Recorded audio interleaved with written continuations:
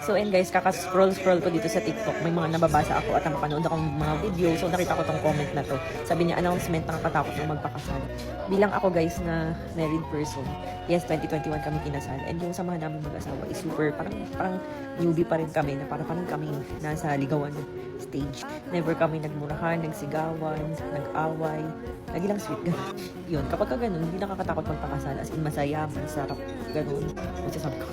So, ayun, depende talaga sa partner na makukuha mo. So, ipag-pray nyo lang kay Lord. Kasi naniniwala ko na nakatadhana talaga sa'yo ang isang tao eh. Na kung para sa'yo talaga tinadhana, sa'yo talaga yan, gano'n.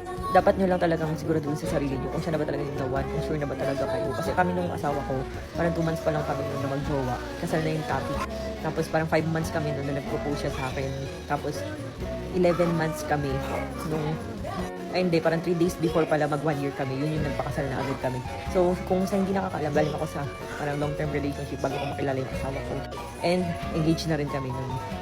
Tapos, ayun, yung naranasan ni Miko, naranasan ko yung 2014 at 2018 dun sa guy na yun.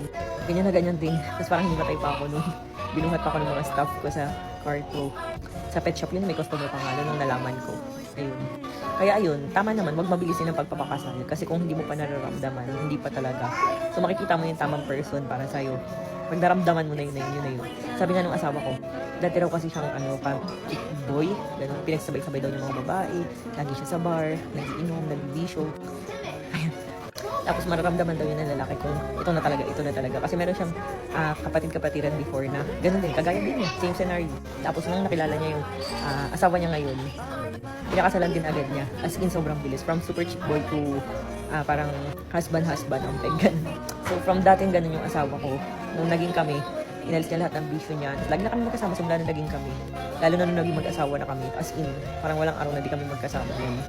Hindi siya yung sasabihin na nagpapaalam na gugora with friends para magkipag-inuman. Kaya nga hindi kami makarelate ni Darlene. Nag-usap kami si Silvin kanina. Hindi kami makarelate na kasi yung asawa niya hindi na daw ganun. So, lagi lang din nasa bahay. Family lang, more time with family. Hindi yung parang more time with friends, barkada, ganun. Kasi wala mong matutulong na ayos yung barkada-barkadang ganun. Di ba ganun nga yung nangyari kay Mako. So, hindi ako naniniwala na dapat kaya na parang ganun. So, ako hindi ko naman pinagbibitan yung asawa ko. Minsan nakakalabas-labas naman yan. Pero hindi talaga siya pupunta kung saan. Diyan lang, nagpapaayos ng motor niya. Papaalam yan, selfie, mami, dito na ako. Nakauwi na ako, ganun. So, inahayaan ko din naman siya. Pero not to the point na kagaya ni Mako na parang hayaan niya na parang mag-bar or makipag-inuman with friends, new friends, ganyan. And yun nga rin yung kasi, never din daw yung ganun. Pero yun, mismo sa asawa naman kasi din yun. Nasa lalaki rin yan. Kasi yung mga asawa namin, hindi naman yun sasabihin na nagpapaalam na gano'n, na gustong kapag-inuman ko kanina, ganyan. Yung asawa ko na dati, sabi niya, gabi-gabi daw halos siya nag-iinom. Parang bar-bar with friends, ganun, tas girls. Ganun daw yung sistema niya before. Ngayon, alam mo, hindi nag-iinom yan. Pag may event lang, minsan, ayaw pa niya. Siguro taon na yan, hindi nag-iinom. Tapos, pinapayagan ko yan. Kunyari, magpapaalam yan pag-inom siya. Yung sa pagpasko, ganun. Pero napakadalak kasi. Imagine na lang yung from sobrang lakas mag-inom. To biglang hindi. Sobrang lakas magbisyo as in kahaka daw before to hindi. As in, ultimate letter B, hindi na rin niya inaan.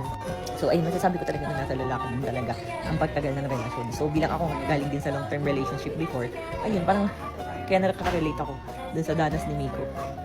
Napag-usapan nga namin kagabi ng asawa ko about dun sa mga bad experiences. Kasi ayun nga, sabi niya sa akin, Mami, ang swerte mo talaga sa akin sobra. No? Sabi ko, wala man.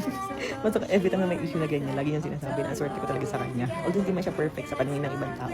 Pero sa akin, masasabi ko na perfect niya. Kasi yung pag-aalaga, pagmamahal, pagrespeto, at pagmamahal sa mga bata. At sa akin, sabi ko nga sa inyo, parang kami nagliligawan, hindi kami nag-aaway. Never kami nagsigawan or never kami nag-away. Basta parang ganun, never. As in, ang tagal na namin na mag 5 years na kami. So, huwag kayong mawala ng pag-asa sa kasal. Iba pa rin ang kasal. Pero kapag nasa loob na kayo ng sacrament ng marriage, tapos naglokohan kayo, ano na talaga yun. Sabi nga ni Nathan, siguro daw si Patrick, hindi pa siya tapos sa pagkabinata. Hindi pa siya tapos sa pambababae. So, ayun. Tsaka kayo magpakasal pag tapos na kayo sa ganyan. Pero kung di pa kayo tapos, ayaw nyo pa ng seryoso, masaya na buhay, kung muna kayo magpakasal. Pero tulad nga sabi ko, huwag kayong matakot magpakasal. Masarap magpakasal, masaya, dahil nasa iyo lahat ng karapatan. Tapos ayun, may sacrament of marriage kayo. Siyempre, yung blessing ni Lord, iba yun.